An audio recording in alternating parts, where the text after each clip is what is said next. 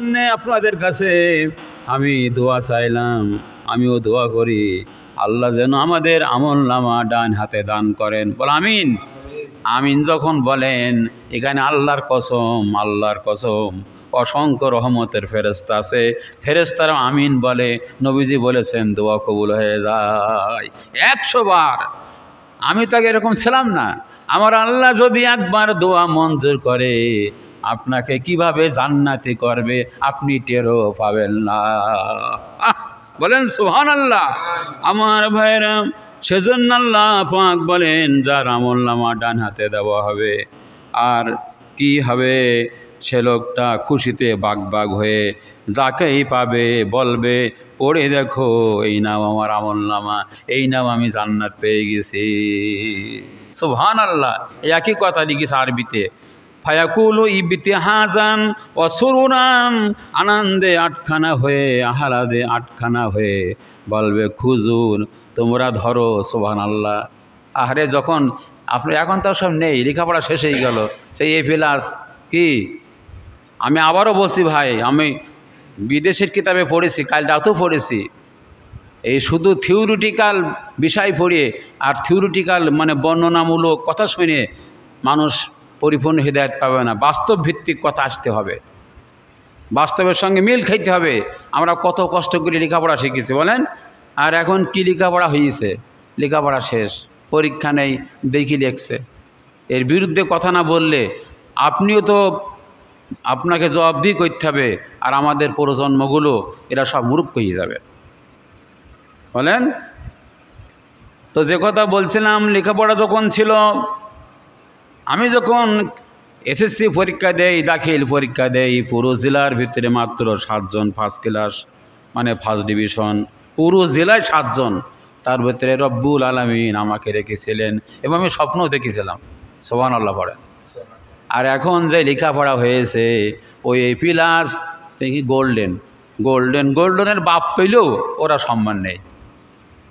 ভাইরা আমার, তো যে সময় দাম ছিল ওই প্লাস গোল্ডেন যে পেত, আল্লাহ, ওই মোবাইল তো বন্ধ নেই, ও না আমি গোল্ডেন পেয়েছি, এ প্লাস। ঠিক কিনা বলেন? এই যদি দুনিয়ার সামান্য সার্টিফিকেটে, সামান্য সনদে যদি আনন্দ হয়, তাহলে জান্নাতের সার্টিফিকেট যে পেয়ে যাবে তার কত আনন্দ হবে। ও আমার মালিক, ও আমার মাওলা, আমাদের দয়া করে আল্লাহ বলেন, আল্লাহ, একবার আল্লাহ বলে ডাকলে আল্লাহ 70 বার তার ডাক কবুল করে। এই সুন্দর জায়গা ছড়ি মানুষ বাইরে যায়, কপালের ব্যাপার। ঠিক কিনা বলেন?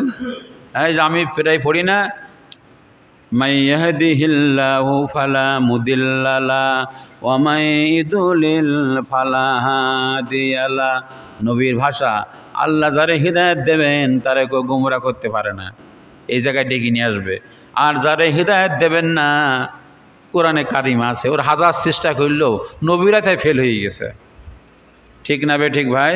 এই জন্যে আল্লাহর রাস্তে এসব কাজে আপনারা মোটেই উদাসীন হবেন না, উদাসীন হবেন না। তবে এখানে আয়াত আছে, বলো ওয়ান্নাল্লাহা ইউরিদ ইয়াহদি মাই ইউরিদ।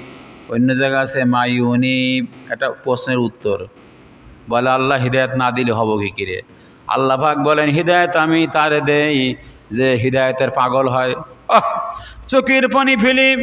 গতকাল পুরাতন বাজারে বলেছি, কোরআনের শ্রেষ্ঠ দোয়া ইহদিনাস সিরাতাল মুস্তাকিম। গভীর রাত্রে কানবেন। প্রত্যেক ফরজ নামাজের পরে দোয়া কবুল হয়। একদিন যদি দোয়া কবুল হয়ে যায়, সিরাতে মুস্তাকিম মানে তাফসিরে জালালাইন, আল্লাহ তাকে জান্নাতের রাস্তায় উঠাই দেবে। আল্লাহ, এই জন্যে কত দোয়া আছে। আর একটা কি আছে ভাই? আর একটা কি? আল্লাহুম্মা হাসিবনি হিসাবাই ইয়াসিরা। সকালে 11, সন্ধ্যে 11। এবার আসুন, ফাম্মা মান উতিয়া, কি হলো? ইন্নি আইকান্তু ফিদ দুনিয়া তাফসির। তার মানে সে বলবে আমি 100-র ভিতরে 100 আমার বিশ্বাস ছিল। আমার এই বিশ্বাস ছিল বিআন্নি সাআলকা আল্লাহ জাযাই ইয়াউমাল কিয়ামা, কিয়ামতের দিন আমার একদিন অবশ্যই আমি দুনিয়ায় যে কর্ম করি আমল করি এই আমলের বদলা প্রতিদানের একদিন আমাকে সম্মুখীন হওয়া লাগবে। বুঝেননি? এই যে ইয়াকিন হচ্ছে সবচেয়ে বড় সম্পদ। বলেছেন নবীজি সাল্লাল্লাহু আলাইহি ওয়াসাল্লাম, ওয়াবিল ইয়াকিনে গিনা। ইয়াকিন মানে এমন বিশ্বাস, বলে দেয় মনে প্রাণে, হার্ট অ্যান্ড সোল, মনে প্রাণে বিশ্বাস, যেই বিশ্বাসে কোনো ঘাটতি নেই, এর বলা হয় ইয়াকিন। তার মানে আবারও বলছি, আজকে যার দিলের ভিতরে এই বিশ্বাস আছে আমার একদিন মৌত তো হবে, মৌত তো আজ দরকার নেই, মৌত হবে, আর ইন্নি জনান্ত আন্নি মোলাকিন হিসাবিয়া, আর এই বিশ্বাস সে করে অবশ্যই একদিন আমাকে হিসাবের সম্মুখীন হওয়া লাগবে। কি ভাই, লাগবে না? আচ্ছা, এই কথাটা কার? খুব ভালো করে বোঝেন, কথাটা কার? আল্লাহর না? আর আছে কোথায়? কোরআনে। কোরআনের যদি একটা আয়াত আপনি যদি অবিশ্বাস না, একটু সন্দেহ করেন, হতেও পারে না হতেও পারে, ঈমান থাকবে, তাহলে বেশি ওয়াজ লাগবে না। এখানে যারা আসলেন আমি হাত পায়ে ধরে বলি, আমার ভাইরা এই বিশ্বাসটা একটু খাঁটি করেন, এতে বিরাট মজা। যখনই কোনো আমল করবেন তখনও যেন সেই আমলের সময় যেন এই বিশ্বাস আসে, আমি আজকে যে একটি বদ আমল বা খারাপ কাজ করছি অবশ্যই কিয়ামতে আমার মালিকের সামনে এর জবাব দেওয়া লাগবে। আল্লাহর কসম ওই আমল থেকে হাত গুটিয়ে আসবে, চোখটা নিচু হয়ে আসবে 100 বার। এর নাম কি? ইয়াকিন। এর নাম ইয়াকিন, এর নাম ইয়াকিন।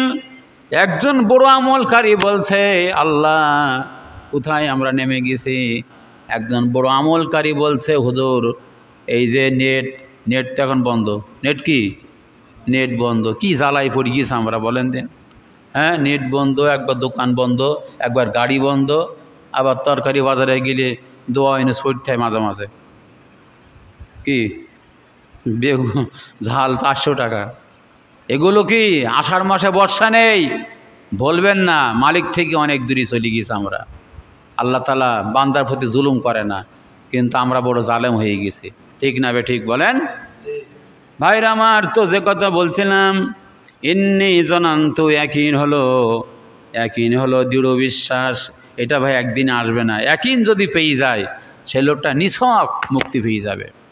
ইয়াকিন মানে বলছিলাম একজন বড় আমলকারী, তার আমি সম্মান করি, কিন্তু ইয়াকিন আনা বড় কঠিন। বলছে যখন ফেসবুক, যখন ঘরের ভিতরে যখন কেউ থাকে না, যখন ফেসবুক আসে এমন এমন ছবি আসে চোখ ফেরানো যায় না। বল মিথ্যে কথা, আমার রাগ হয়ে গেছে। ঘরের ভিতরে কেউ থাকে না মানে আমার আল্লাহ থাকে না? ভাই, আল্লাহর ওলি যারা, আল্লাহর যারা পরিচয় পেয়েছে, হাজারো গোপন জায়গায় দিল, তারা গুনাহ করতে পারবে না। আমার ইউসুফ নবীকে জুলাইখা আটকে ফেললো। ও সুবহানাল্লাহ বলেন। আল্লাহ সেই জন্য ইয়াকিন বড় কঠিন। একটা ছোট্ট গুনাহ করতে গেলে যার আল্লাহর ইয়াকিন আছে হাত পা কাঁপবে 100 বার। সেজন্যে আজকে একটা বড় জিনিস শুনলেন, ইয়াকিন আমাদের তৈরি করা। ইয়াকিন কারে বলে? আর একটা সংজ্ঞা আছে, এটা মারিফুল কোরআন। ওই যে পিলার দেখছেন না, পিলার, ওই পিলারে কোনো ছন্দ আছে? পথে যেমন ছন্দ নেই, আমার মৌধবী নবীজি সাল্লাল্লাহু আলাইহি ওয়াসাল্লাম বলেছেন, বুখারীর হাদিস, করা নিয়ালিহিম, কবরে রেখে এসে মানুষের কবরে রেখে আসবে, মানুষের জুতার পায়ের আওয়াজ শোনা যাবে, এরই ভিতরে জমদূতের ন্যায় 2 ফেরেশতা হাজির হয়ে যাবে। নূর মোহাম্মদ ওঠো, এই পরীক্ষা হবে, 3টা প্রশ্ন দিয়ে পরীক্ষা হবে। আল্লাহর কসম হবে হবে হবে। আমার নবীজি নিজে বলেছেন, আমি কবরে আযাব আমি দেখতে পাই। বলেন সুবহানাল্লাহ। হ্যাঁ, এই 3টা প্রশ্ন, ফাইন নাজা মিনহু, যদি 3টা প্রশ্ন পাশ হয়ে যায়, আল্লাহর হাবিব এবং উসমান জিন্নুরাইন রাদিয়াল্লাহু তাআলা বলেছেন, আল্লাহ বাকি ঘাটগুলো পাশ করে দিয়ে সোনার জান্নাতে দিয়ে আসবে আল্লাহ। সেদিন আসুন আমার ভাইরা, সংক্ষিপ্ত সময় এই 3টা প্রশ্ন কারা পারবে? আপনি ইচ্ছে করলে পারবেন না, জমদূতের ন্যায় চলে আসবে এসে ফাইউকে ঈদানিহি মেশকাতের হাদিস ফাইজুলে সানিহি। কিসের আপনি মরা মানুষ? আল্লাহ যদি মরা বিষে যদি ভালো করে বোঝেন, মরা বীজ ওতে যদি আল্লাহ সুন্দর চারা তৈরি করতে পারে, তা আপনার ওই মরা মানুষকে আল্লাহ জীবিত করবেন এবং করে বসাবেন, এসে এই প্রশ্ন করবেন। ভাইরা, আমরা মনে করছি কি হুজুর এই প্রশ্ন তো এখনও মেলা দেরি। না না, আমি প্রায় বলি আমার এখানিটা আমি আর 5 মিনিট বাকি আছে আমার হাত, ইনশাল্লাহ আমি রেডি আছি। আমি হামেশা দোয়া করেন, হামেশা মৌত কে লিয়ে তৈয়ার হো। কোনো ইনশাল্লাহ সকাল হয়েছে সন্ধ্যা পর্যন্ত কোনো পাপে যাব না। এই পরীক্ষার ডিউটি করছে নি, পরীক্ষার হলে তার নামাজ যুদ্ধ করতে হয়েছে, আল্লাহ আমাকে সেভ করেছে। আমি গুনাহ করব না। আপনি কিসের, আপনি শিক্ষক বিচার, আপনি জোর করে গুনাহ করাবেন? করেন, আমি গুনাহ আমি করবো না ডিউটি। স্পষ্ট পাপ হচ্ছে সেখানে, বই দিকে লিখছে, নেটের দেখি লিখছে। আমার মতো মানুষের পক্ষে সম্ভব না। আপনি শক্ত হন, সাহায্য করবে কে?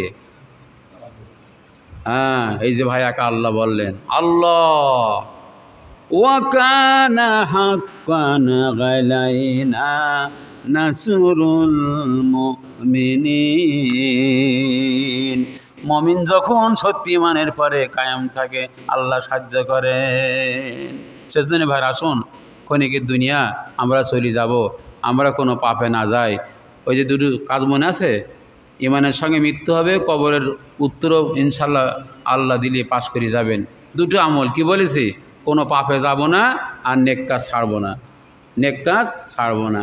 তবে আহারে কালকে জুমায় আলোচনা করতে গিয়ে আমি তো জানিনি, আমি বলছি এবং তোদের এদের সেটও ভালো আর মসজিদটা সুন্দর, এসি করা, সেটও কনকনি সেট।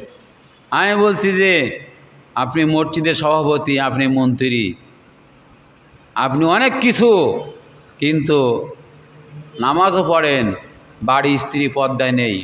আপনার স্ত্রী বাজারে যায়, 12 জায়গায় লেনদেন করে, আরবিতে বলে নাক্কাশ, বেশ্যা বলে। এই বেচ্চার হাতে খেয়ে মসজিদের সভাপতি হয়ে মুক্তি পাওয়া যাবে না। বউ পর্দায় থাকে না। ইমাম সাহেব হুজুর যখন এই কথা বলছেন, মানে সভাপতির বউ নিজেই পর্দায় থাকে না, লোক সব টাকা চই দিকে। অবস্থাটা কোথায় চলে গেছে ভাই? তা শুধু আমল করলে হবে না, নাফরমানও বন্ধ করতে হবে, ঠিক কিনা? আমার স্ত্রী বলিস আমি ঠ্যাং ভেঙে ফেললেও বাজারে যাবে না, কারণ সেইভাবে গড়ি তুলেছে। আল্লাহ তাআলা আমাদের সকলকে রহমত করুক, আমিন। ওয়াকিরি দাওয়ানা আলহামদুলিল্লাহ রাব্বিল আলামিন। আল্লাহ আমাদের বেশি বেশি বাসায় বসে একটু কোরআন পড়ব, এই কোরআনের দ্বারা আল্লাহ ভিতরে নূর তৈরি করে দেন। আল্লাহুম্মা আমিন। আলহামদুলিল্লাহ রাব্বিল আলামিন ওয়াসসালাতু ওয়াসসালামু আলা রাসূলিল কারীম ওয়া আলা আলিহি ওয়া সাহবিহি আজমাইন। আল্লাহ তামাম জাহানে আল্লাহ যত জায়গা আছে আল্লাহ হাদিসে পড়েছি, আমরা যেখানে বসেছি এই জায়গার দাম সবচেয়ে বেশি। আমরা এই দামি জায়গায় বসি আল্লাহ পৃথিবীর দুনিয়ার প্রথম তওবা পড়ছি, পড়েন রব্বানা যালামনা আনফুসানা ওয়া ইল্লাম তাগফির লানা ওয়া তারহামনা লানাকুনান্না মিনাল খাসিরিন। রব্বুল আলামিন কোরআনের মাহফিলে চাতক পাখির মতো আল্লাহ জান্নাতের বাগানে তোমার বান্দাগুলো আল্লাহ দিনের বাণী শুনে আল্লাহ বড় বিনয়ের সঙ্গে হাত উঠেছে। আল্লাহ ইয়া আল্লাহ আমাদের এই হাতগুলি কবুল করে আমাদের আজকের মতো আবারও জীবনের तमाम जिंदगीर गुनाहগুলি দয়া করে মাফ করে দাও। तमाम গুনাহগুলি মাফ করে দিয়ে এখন থেকে যাতে আর নাফরমানি না করি, ইয়া আল্লাহ কোনো গুনাহ না করি সেই জিম্মাদারি আপনি গ্রহণ করেন। রব্বির হামহুমা কামা রব্বায়ানি সগীরা। কলিজা ফেটে যায় আল্লাহ, মা কত ইয়া আল্লাহ মুখে দুধের চামচ দিয়ে দুধ খাওয়াইছে, ফিন্নি খাওয়াইছে, কত যত্ন করেছে, অসুখ হলে হাওয়া করে কান্নাকাটি করেছে। এই মা জননী যাদের দুনিয়ায় নেই আল্লাহ আমাদের সাথে সাথে আমাদের মা জান আব্বা জানকে মাফ করে দাও। ইয়া আল্লাহ সন্তান মানুষ করতে যে দেখছি যিনি আব্বা তারও কত পরিশ্রম করা লাগে, ছেলের অসুখ হয়েছে, টাকা নেই, এর হাত ধরে ওর পা ধরে, বাবা আমার ছেলেটা মারা গেল, দুটো পয়সা দাও। আহা, এই কষ্ট করে যে আব্বা মানুষ করেছেন, ওই আব্বা জানকে তুমি মাফ করে দাও। পড়েন রব্বির হামহুমা কামা রব্বায়ানি সগীরা। যেই ঘরে আব্বা মা আছেন ওই খবরগুলি জান্নাতের বাগান বানায় দেন।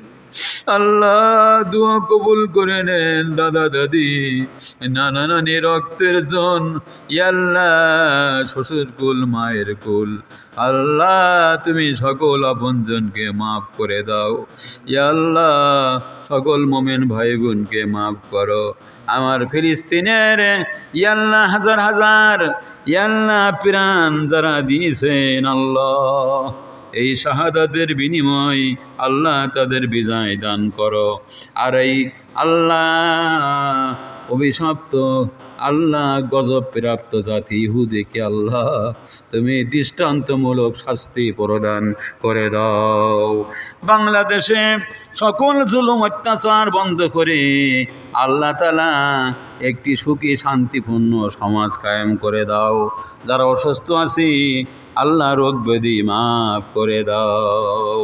সুবহানা রাব্বিকা রব্বিল ইজ্জাতি আম্মা ইয়াসিফুন ওয়া সালামুন আলাল মুরসালিন ওয়ালহামদুলিল্লাহি রাব্বিল আলামিন। আসসালামু আলাইকুম ওয়া রাহমাতুল্লাহ।